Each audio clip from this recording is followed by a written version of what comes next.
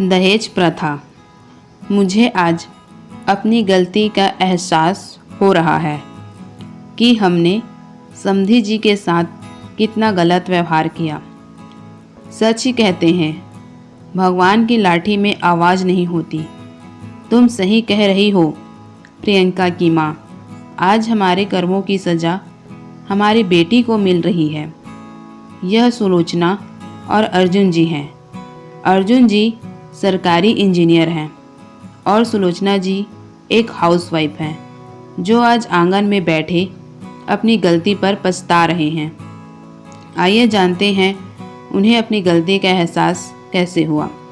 आज से 6 साल पहले उनके बेटे प्रियांशु की शादी पास के शहर में रहने वाले अजीत जी की बेटी काम्या के साथ तय हुआ था और शादी में उनकी सभी मांगों को काम्या के पिता ने सहर्ष स्वीकार किया।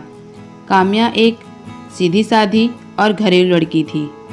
विवाह की सारी तैयारियां शुरू हो गई। कपड़े, गहने सभी खरीदे जाने लगे।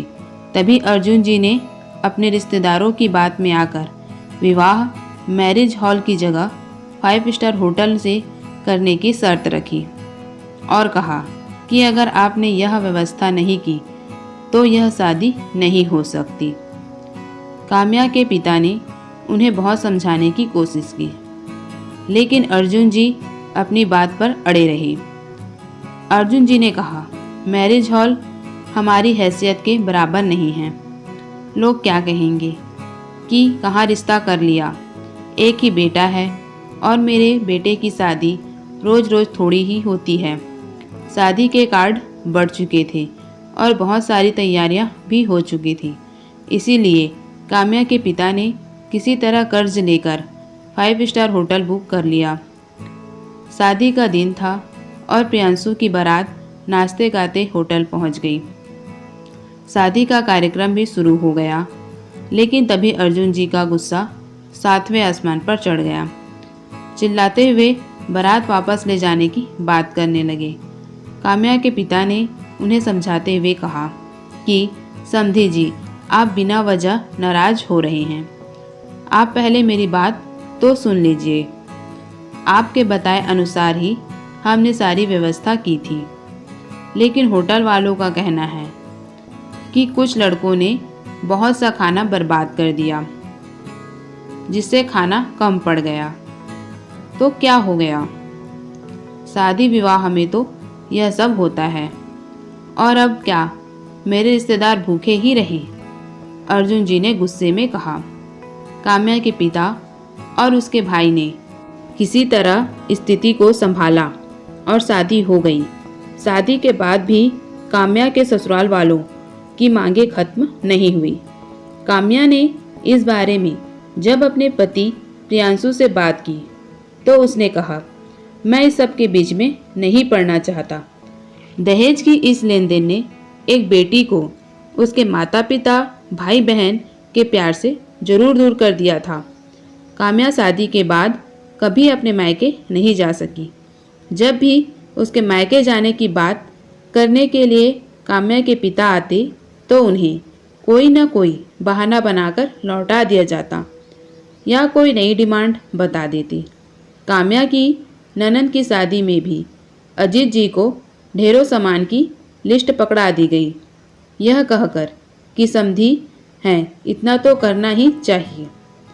काम्या के पिता भी बेटी के प्यार और उसका घर बसा रहे, इस मोह में सब करते जा रहे थे। काम्या के ननद के विवाह में 2 दिन पहले ही अजीत जी सारा सामान लेकर काम्या के ससुराल पहुंच गए।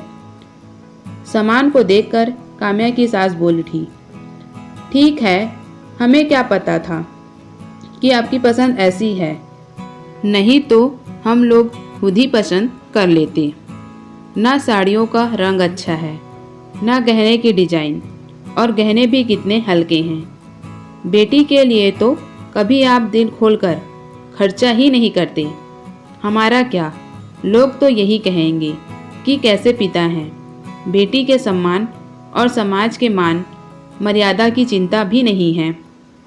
काम्या के पिता कुछ बोल नहीं सके चुपचाप सिर नीचे किए बैठे रही। लेकिन आज सारे रिश्तेदारों के सामने अपने पिता की बेइज्जती काम्या बर्दाश्त नहीं कर पाई और बोली, मम्मी जी, समाज की मान मर्यादा की चिंता क्या सिर्फ मेरे पिताजी को या मेरे मायके वालों को होनी चाहिए? आप लोगों को इस बात की कोई चिंता नहीं होनी चाहिए? सारे रिश्तेदारों के सामने आपने यह तो कहा कि यह अच्छा नहीं, वह अच्छा नहीं, यह नहीं लाए, वह नहीं लाए, लेकिन क्या पिताजी से एक बार भी उनका हाल समाचार पूछा? किसी ने भी उनसे चाय नाश्ते के लिए भी पूछा नहीं, क्योंकि आप लोग मेरे पिताजी को अपना समधी नहीं, नौकर समझते हैं। और मुझे तो इस घर में एक काम वाली बाई से भी कम समझा जाता है। जब जिसके मन में आए मुंह उठाकर कुछ भी कह देता है। कुछ खराब हुआ तो काम्या और कुछ अच्छा हुआ तो आप लोगों ने किया।